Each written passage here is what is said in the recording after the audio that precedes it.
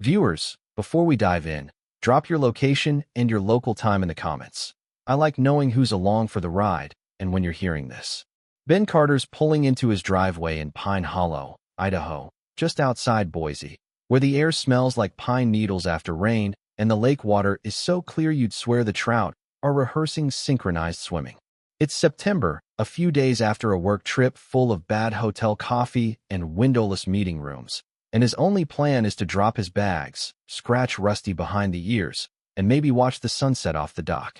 But instead, there it is, a 6-foot wall of shiny white vinyl bisecting his backyard like it's trying to audition for some Prison Break movie. And on it, a brand new sign, private property, Pine Hollow HOA members only. Trespassers prosecuted. Historians still argue whether signs like that are meant to intimidate or just decorate bad decisions. But Ben doesn't have to guess which side this one's on. The shock doesn't have time to fade before Lydia Grayson, Pine Hollow's HOA president, comes gliding out from behind a cedar hedge. She's got a black blazer sharp enough to slice deli meat, sunglasses so oversized they might double as dinner plates, and that voice. You know the one, that manages to be polite, condescending, and faintly amused all at once. "Mr. Carter, welcome back," she says. "We hope to discuss your access to the community lakefront before you cause a scene." Ben just stares at her. "Lydia, that's a federal lake, and this trail's been in my family since Nixon was in office." She hands him a glossy pamphlet like she's selling a timeshare in purgatory, $3,500 a year to access what's already his. Ben could have blown up right there, waving deeds like a town crier, but that's not his style. Instead, he nods the slow kind of nod that says you've just made the biggest mistake of your month, and heads inside. Laptop open, security cam feed queued up, he starts recording. Within hours, the internet meets. HOA built a fence on my land, complete with drone shots of Lydia yelling at his cousin for flying kites and maps showing the easement in bold blue. By midnight, 50,000 strangers are just as outraged as he is. The next morning, his mailbox is a grab bag of HOA hostility, newsletters, flyers, even a community safety alert with a blurry Google Earth image of his house, warning neighbors about suspicious activity. He holds it up on a live stream, grinning, and tells viewers, "Guess I'm Pine Hollow's most wanted for walking my own trail." Donations roll in for the Fence Freedom Fund. By that afternoon, a black SUV creeps up the driveway, Pine Hollow Security. The Rent-A-Cop badge dangles like it came from a Halloween kit. The HOA filed a report about threatening behavior, the guy says. Ben laughs. "You mean existing on my own easement?" 2 days later, Deputy Torres from the sheriff's office swings by, coffee in hand, already chuckling at the footage. "This ain't exactly a threat," Torres says. But he warns Ben, "Lawyer up, because Lydia isn't done." And sure enough, the certified letter comes the next morning, demanding he delete all videos and cease unauthorized filming. Ben goes live again, waving it like a trophy. "Buckle up, Lydia. This ride's just getting started." The subs jump to 250,000, and somewhere out there, a DJ remixes Lydia's rant into a techno track that will haunt Pine Hollow barbecues for years. The techno remix is still bouncing around the internet when Emily shows up, plate of cookies, yoga mat in her passenger seat, and that easy small-town smile that could sell you a porch swing you didn't need. "Lot 14, she says, "just moved in. Thought I'd say hi." Lot 14's deep in HOA territory, which is about as suspicious as a cat suddenly offering to wash the dog. Still, Ben plays along, lets her pet Rusty, who usually growls at strangers but apparently approves of oatmeal raisin. Historians still argue whether dogs have better instincts than people, but in this case Rusty's radar might have been set to cookie forgiveness.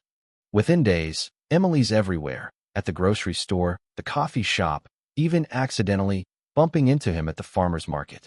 Then she asks to see his lake view, claiming she's designing a home office. He lets her in. She forgets her phone. It's unlocked. The camera app is still open, and there are photos, his deed, his survey maps, even his computer screen. When she comes back for it, all flustered, he just smiles and says, "Don't worry, it didn't see anything it shouldn't." That night, he starts digging. Lot 14's owned by a trust tied to none other than Lydia Grayson. Emily isn't just a nosy neighbor. She's HOA planted surveillance with a cookie budget. So Ben sets a trap, a fake folder labeled legal evidence left on his patio table under the watchful eye of two brand-new infrared cameras. Sure enough, the next afternoon Emily strolls by, phone out, snapping pictures like she's on a scavenger hunt. He uploads the footage. HOA sent a spy named Emily. She brought cookies. It explodes online. Now the stakes change. A lawyer from Seattle offers pro bono help. A tech guy from Austin sends software to trace metadata on Emily's phone. Lydia posts a limp denial on the HOA website, claiming Emily's just a concerned friend. But the trust records are public, and the comments section tears it apart like a pack of raccoons in a compost bin. Then, at 3:52 a.m. a few nights later, the driveway camera catches something new. Ron, the HOA compliance officer with the permanent limp, creeping up the porch and dropping a black briefcase. By morning, Ben's standing over it with gloves on. Inside, $12,000 in crisp hundreds and a typed note. Join the HOA. Delete the videos. This ends now. The only thing missing is a villain's laugh track. Instead of being tempted, he goes live, holding the briefcase up like a fishing trophy. Morning, folks. Guess what the HOA thinks I'm worth? 12 grand. He burns the note in his fire pit for the camera, while the chat explodes with donation offers and ideas ranging from mailing the briefcase back via trebuchet to auctioning it for charity. That afternoon, he's at the DA's office with the cash, the note, and the footage. The assistant DA, Martinez, flips through it all without a flinch. This is attempted bribery. Maybe witness tampering. We're opening a case. By the time Ben's home, the upload's already passed 600,000 views. Lydia skips the HOA Garden Club meeting. Ron's card disappears for days. Emily vanishes from social media. And Ben? He's polishing his boots, organizing his thumb drives, and making sure his courtroom playlist has exactly the right amount of AC/DC. The hearing feels like the kind of small-town theater where everyone already knows the ending but shows up for the popcorn. Ben walks in with his boots shined, thumb drive in his pocket, and that calm you only get from knowing the truth's on your side. Across the aisle, Lydia sits flanked by two lawyers who look like they bill by the syllable. She's trying for her usual icy composure, but the tension around her mouth gives her away. The judge calls the case, asks for evidence, and Ben lets it roll. Time-lapse of the fence going up without permits, easement maps in bright, undeniable blue, the midnight bribe drop with Ron's limp unmistakable, Emily's spy photos traced straight back to Lydia's trust, and finally, her voice from his very first video claiming the lake is hers. This isn't about a fence, Ben tells the room. It's about stealing my rights, intimidating me, and thinking money can bury the truth. Historians still argue whether courtrooms echo louder when nobody breathes, but right then, it feels like the walls are holding their breath for him.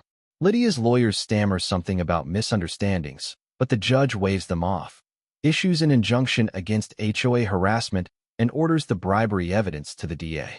Lydia snaps, accusing him of faking the videos. The judge just says, "This court deals in evidence, not tantrums." 2 weeks later, the whole facade collapses.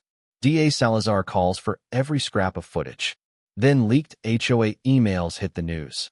Lydia had pitched the city and the Bureau of Land Management on lakefront stewardship, faking a resident mandate to snag $100,000 in grants that never went to improvements. The BLM confirms the lake is federal land. No HOA gate, no membership fees. Pine Hollow residents hold an open meeting without Lydia, vote to freeze the board, and launch an audit.